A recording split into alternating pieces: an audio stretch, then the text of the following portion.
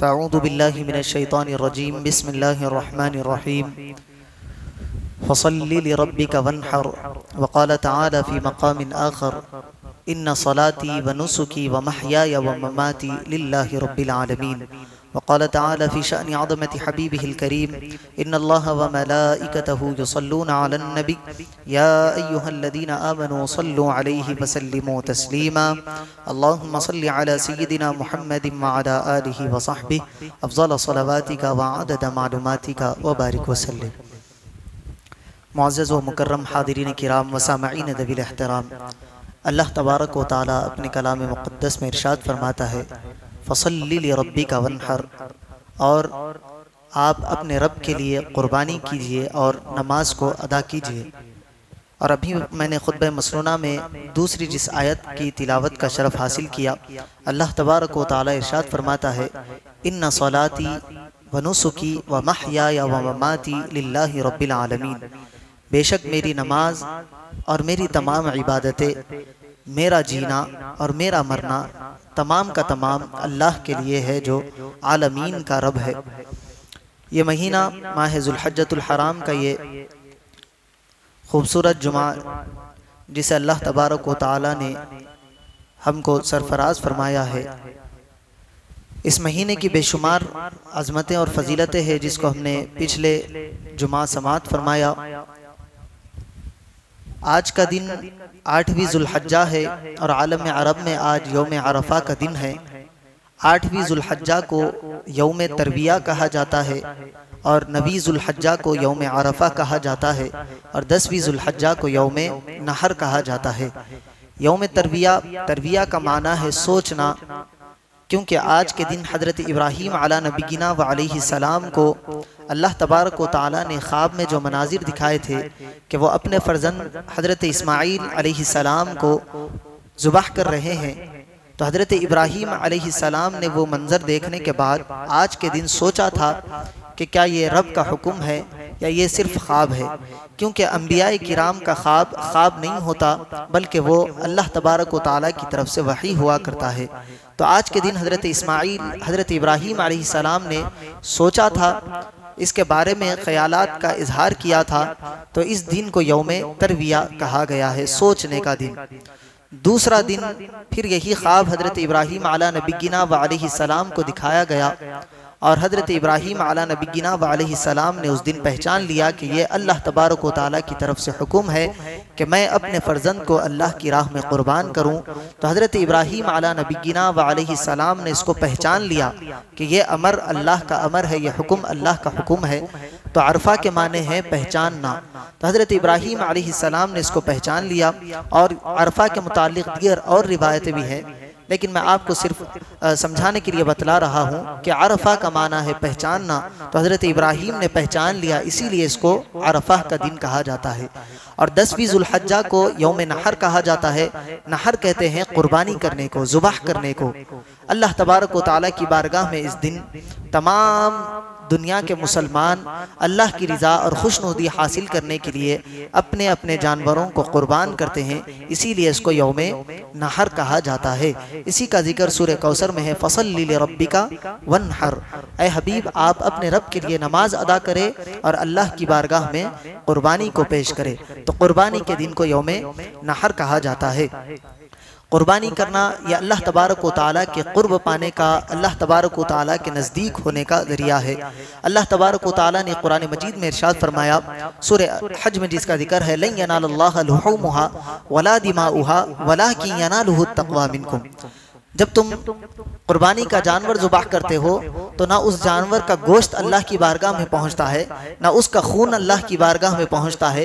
अगर कोई चीज़ अल्लाह की बारगाह में वो देखी जाती है तो तुम्हारे दिल का तक़वा है, तुम्हारे दिल की नीयत है, तुम्हारा खुलूस है, लिल्लाहियत है। तुम जिस खुलूस के साथ, तुम जिस लिल्लाहियत के साथ अल्लाह की बारगाह में कुर्बानी करते हो, वही अल्लाह की बारगाह में कबूल होने वाली है। अल्लाह के पास ना तुम्हारे गोश्त, तुम्हारे जानवर का गोश्त पहुँचता है, ना उसका खून पहुँचता है। इसी तरह एक और रिवायत में हबीब पाक अलैहिस्सलातु वस्सलाम फरमाते हैं कि लोगों अगर तुम कुर्बानी करते हो तो ये तुम्हारा जानवर तुम्हारे लिए अल्लाह तबारक व तआला मैदान महशर में इसको 70 गुना बढ़ाकर तुम्हारे अजर में डालेगा, तुम्हारे लिए 70 गुना बढ़ाकर इसका सवाब अता फरमाएगा। और ये तुम्हारा जानवर कुर्बानी का तुम्हारे लिए जिस तरह दुनिया में था वैसे ही मैदान महशर में लाया जाएगा। उसके बाल भी होंगे, उसके सींग भी होंगे, उसके खुर भी होंगे। याद रखें कि अगर हम जानवर कुर्बानी का ज़ुबाह करते हैं तो हम गोश्त रख लेते हैं, कुछ तकसीम कर देते हैं, कुछ रख लेते हैं, जो उसका चमड़ा होता है, चिर्म होता है, उसको मदरसे को या किसी गरीब को उसको दे देते हैं।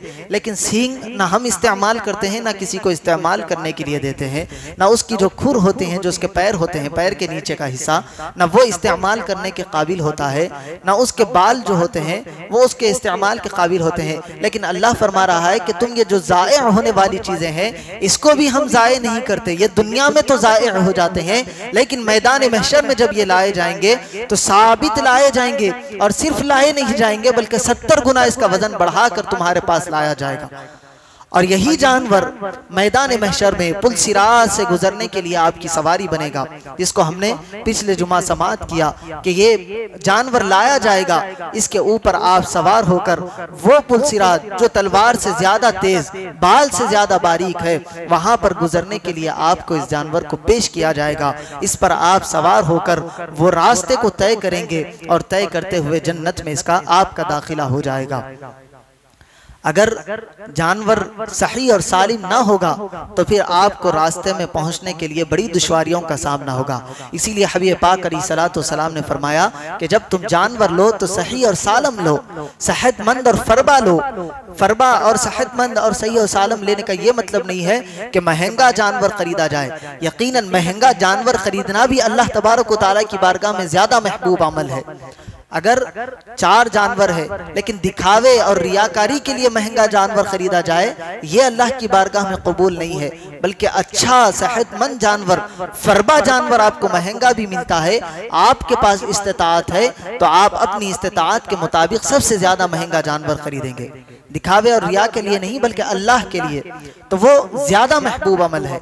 अगर एक ही रेट के 4 जानवर है और कोई दिखने में खूबसूरत है, थोड़ा अच्छा दिख रहा है, ज्यादा उसकी कीमत है, आप देकर उसको खरीद सकते हैं तो खरीदना चाहिए।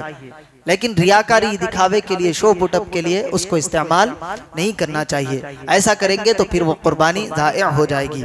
याद रखें अल्लाह तबारक व तआला के पास न इसका कोई चीज़ पहुंचती है, बल्कि सिर्फ अल्लाह के पास पहुंचने वाली अगर कोई चीज़ है तो वो आपकी नीयत और खुलूस है, तकवा है।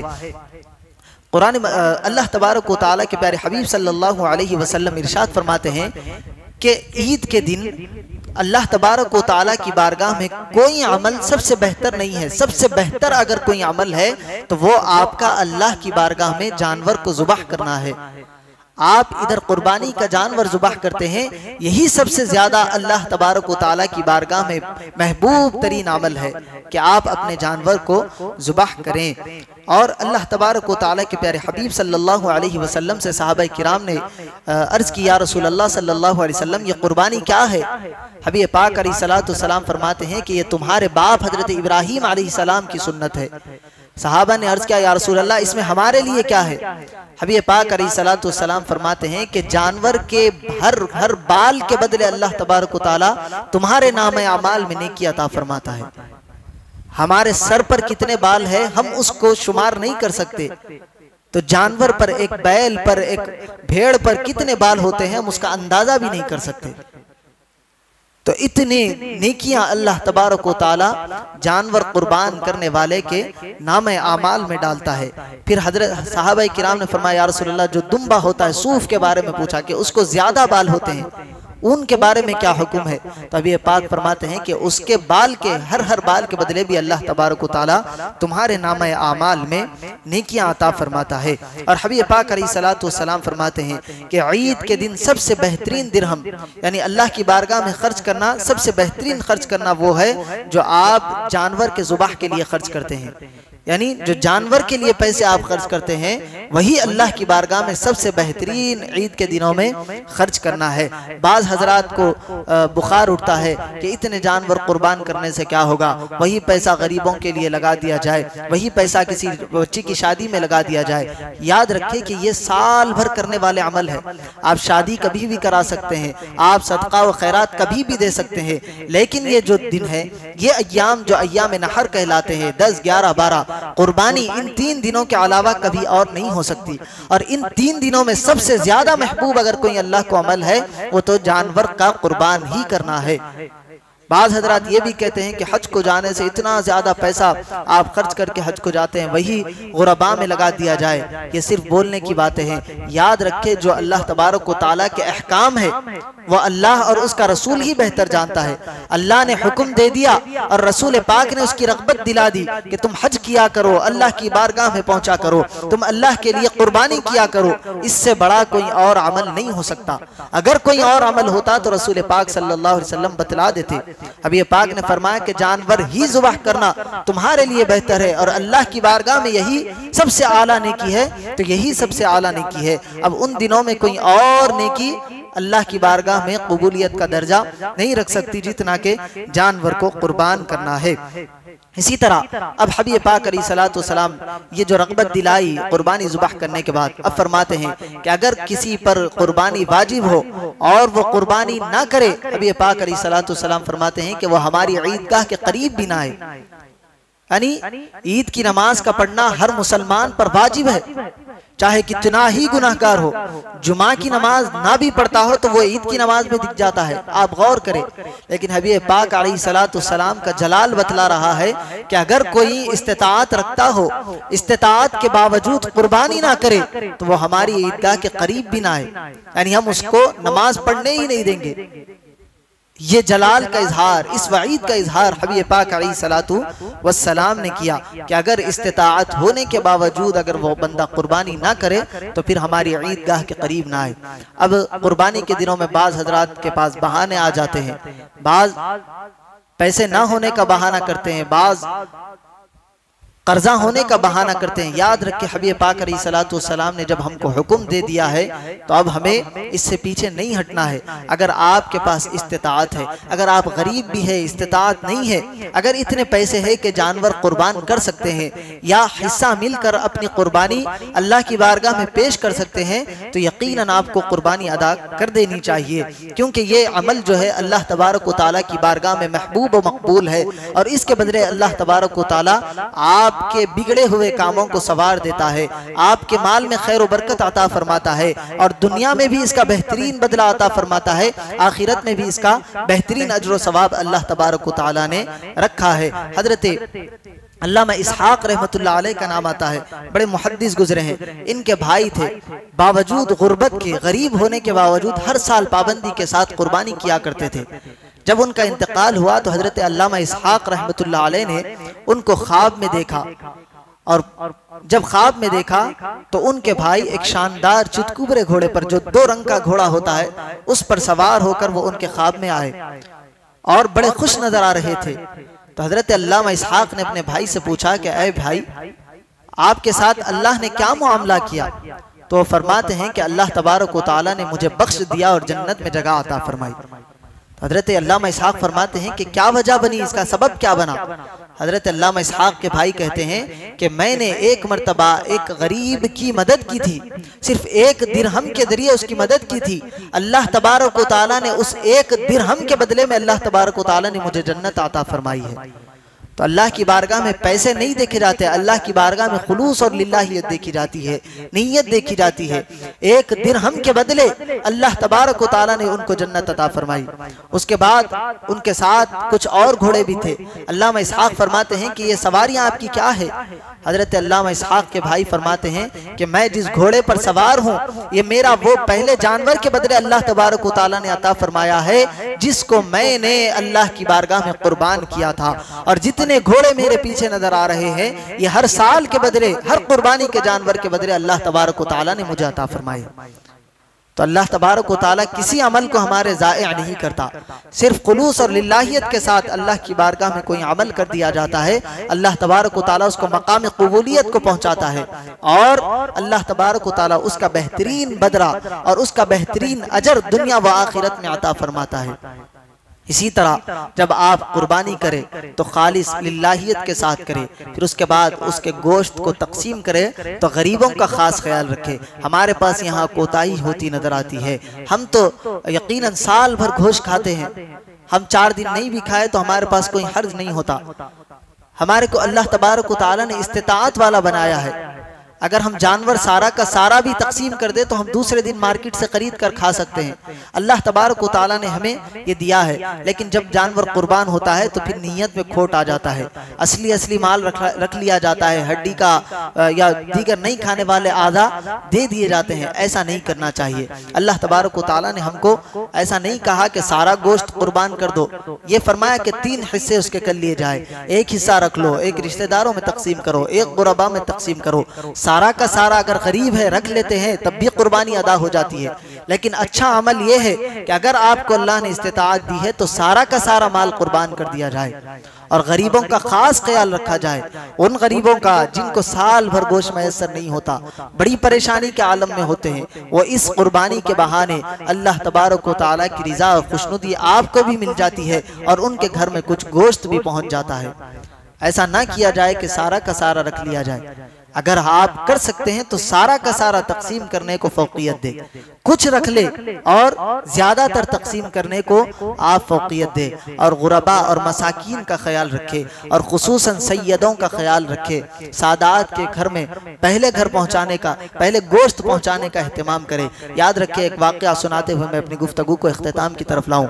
हजरत अब्दुल्ला इब्न मुबारक रज़ी अल्लाहु अन्हु बड़े पाए के मुहद्दिस है। हर साल आप हज को जाया करते थे। एक मरतबा ऐसा हुआ कि आप हज का इरादा किए और कुछ रकम लेकर हज की तैयारी करने के लिए मार्केट गए, क्योंकि उस वक्त आज से 800-900 साल 1000 साल पहले की बात कर रहा हूँ, तो उस वक्त ऐसा नहीं होता था कि हर चीज हमारे घरों के करीब मिल जाए। दूर दराज मकामात पर सफर करना होता। हजरत अब्दुल्ला इब्न मुबारक रज़ी अल्लाहु अन्हु अपने इलाके से निकले और दूर दराज के मकाम पर हज की तैयारी के सामान को खरीदने के लिए पहुंचे। वहां पर आप पहुंचे, कुछ सामान खरीदने के लिए आप रुक गए, रात में वहां पर क़ियाम किया। जब आप आराम कर रहे थे तो आपने एक औरत को देखा कि बुर्कापोश है, अपने जिस्म को ढांकी हुई है और आई एक मुर्दार के पास से उसने कुछ गोश्त को, जो जानवर मर गया था, उसके पास से कुछ गोश्त ज़ुबाह किया और अपने घर ले गई।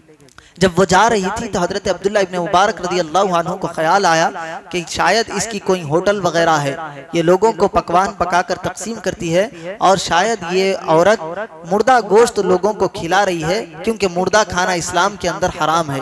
तो हजरत अब्दुल्ला इब्न मुबारक रज़ी अल्लाहु अन्हु को ये ख्याल आया तो हजरत अब्दुल्ला इब्न मुबारक रज़ी अल्लाहु अन्हु उस औरत का पीछा करते करते उसके घर तक पहुंचे। जब वो अपने घर में दाखिल हुई, हजरत अब्दुल्ला इब्न मुबारक रज़ी अल्लाहु अन्हु उसके घर पर दस्तक देना चाहे तो अंदर से आवाज आई कुछ लोगों के बात करने की।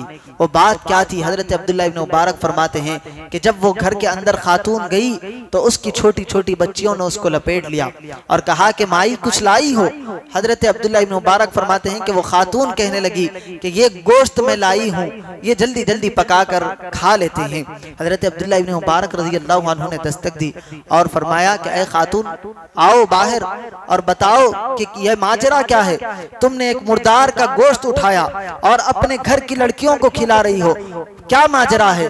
हजरत अब्दुल्ला इब्न मुबारक से वो फरमाती हैं कि मैं सैयदा हूँ, मैं रसूलुल्लाह सल्लल्लाहु अलैहि वसल्लम की औलाद में से हूँ। सदका व खैरात हम पर हराम कर दिए गए हैं, लेकिन गुर्बत का मामला ये है कि मेरे शौहर का भी इंतकाल हो गया, अब हमारे पास खाने के लिए चारा नहीं है। और हबीब पाक अलैहिस्सलातु वस्सलाम की हदीस मुबारक है कि अगर मरने का वक्त आ जाए और भूख इतनी शिद्दत की हो और उस वक्त कोई मुर्दार चीज भी तुमको नजर आ जाए तो वो तुम्हारे लिए हलाल कर दी जाती है। है। तो मैं इस हदीस पर अमल करते हुए अपनी बच्चियों की जान बचाने के लिए उस मुर्दार का गोश्त निकाल कर लाई हूँ। जब हजरत अब्दुल्लाह इब्न मुबारक रज़ी अल्लाहु अन्हु ने ये कलिमात सुने, आप कदमों के बल गिर गए और उस सैयदानी के सामने निकाल कर अपने पास जितना माल था उस वक्त के 300 दिरहम आपने उस सैयदा के कदमों में रख दिए और फरमाया कि इसको कबूल कर लो। वो सैयदा कहती हैं कि मैं इसको कबूल नहीं कर सकती। हजरत अब्दुल्लाह इब्न मुबारक इसरार करते हैं, हाथ जोड़ते हैं और फरमाते हैं कि आप रसूलुल्लाह की औलाद है,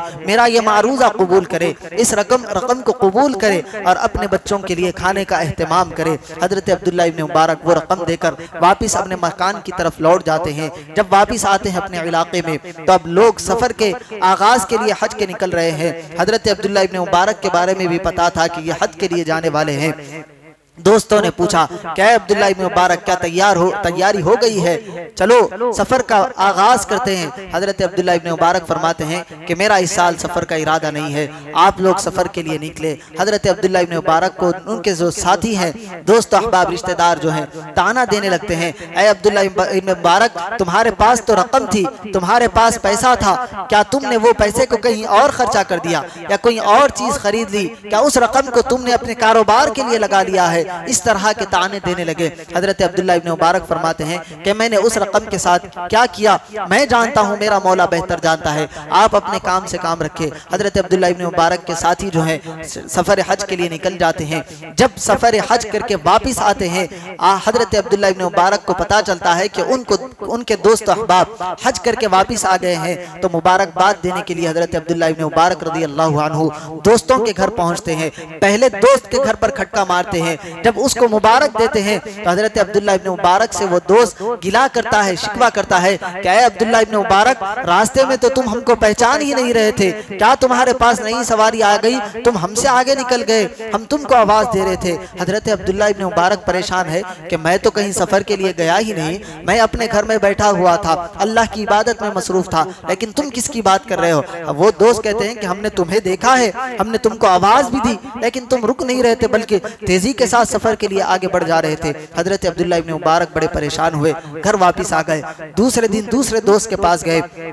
हजरत अब्दुल्लाह इब्न मुबारक से वो दोस्त कहता है कि अब्दुल्लाह इब्न मुबारक हम तुमको मीना में आवाज दे रहे थे, तुमने हमारी आवाज को सुनते हुए भी नासुना कर दिया और आगे बढ़ गए, मनासिक के हज अदा करने लगे। हजरत अब्दुल्लाह इब्न मुबारक बड़े परेशान हुए और फिर तीसरे दिन जब आखिरी काफिला आया, हजरत अब्दुल्लाह इब्न मुबारक एक और दोस्त से मुलाकात करने के लिए गए। वो दोस्त कहते हैं जैसे ही उनके पास गए, हजरत अब्दुल्लाह इब्न मुबारक ने उनको मुबारक दी तो उन्होंने भी उनको मुबारक दी और फरमाया कि ये थैली लो, ये वो थैली है जो तुमने रसूलुल्लाह की बारगाह में मवाजे रसूल के सामने मुझको दी थी और कहा था कि इसकी हिफाजत करना, मैं अभी आ रहा हूँ, उसके बाद तो आप गायब ही हो गए, तो अब मिल रहे हैं, ये थैली लो। देते हुए कहते हुए वो साहिब उनको थैली दे देते हैं। हजरत अब्दुल्लाह इब्न मुबारक परेशान है, घर वापिस आए और आकर रब तबारक व तआला की बारगाह में हाथ उठाए और दुआ किए कि मौला ये मामला क्या है, ये माजरा क्या है, इसका उक़दा मुझ पर खोल दे, मेरी समझ के बाहर ये मामला है। जिससे भी मिलता हूँ वो कहता है कि रास्ते में मिले थे